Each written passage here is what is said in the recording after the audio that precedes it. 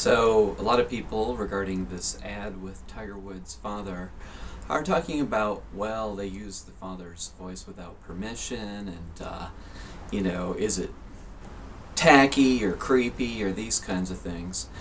And I feel that what I've experienced is that it was a very powerful and effective ad. And you can measure the effectiveness of an ad in terms of how many people are watching it and talking about it. And on that level, it reminds me of Apple's 1984 ad that they showed once during the Super Bowl, and then a lot of people talked about it and saw it later. And it's very emotional. It taps into an archetype of a father's approval, which is something that we all experience on an archetypal level. My father has deceased as well, and I think that he still can carry on in my dreams and in my mind as a force of approval and direction and those kinds of things, like what direction am I taking in life, and reflecting on his energy. I'm also glad to see any ad that's popular these days that doesn't involve computer animated talking or dancing or roller skating or whatever babies. It's so cliche. There's just so many baby type things going on. And I usually forward through ads if I'm watching TV on my DVR, but I record the shows first. But I still catch them, and one thing that is also nice to not see is another ad in which a guy is choosing a beer over a woman.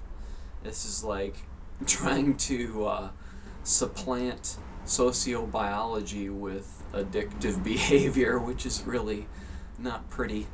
But the Tiger Woods situation, I cannot judge him. I can't judge anybody, really. I mean, I can say, yes, I believe that lying and deceiving somebody is a very, poor choice in terms of the karmic consequences of that kind of thing. But in terms of judgment, I have also deceived and I cheated in past relationships, and so I don't want to join a bandwagon of those that project their own guilt for times they've lied and deceived, and make him a public whipping boy for the things he's done.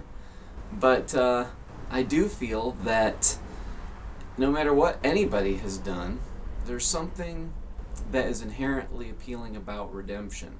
And I think that, in addition to the more gossipy parts of what's going on right now, that's part of what people are curious about as he is playing again in the Masters. And how will he do? How will he be able to start anew? And that's interesting to see, because I think that we all, the reason that we pay attention to what's going on in the news and celebrities, in part, is because it is metaphorical stories for our own process. And as we try to move forward and to recreate ourselves and start anew and recover from our own disasters, we want to see how others are doing that as well.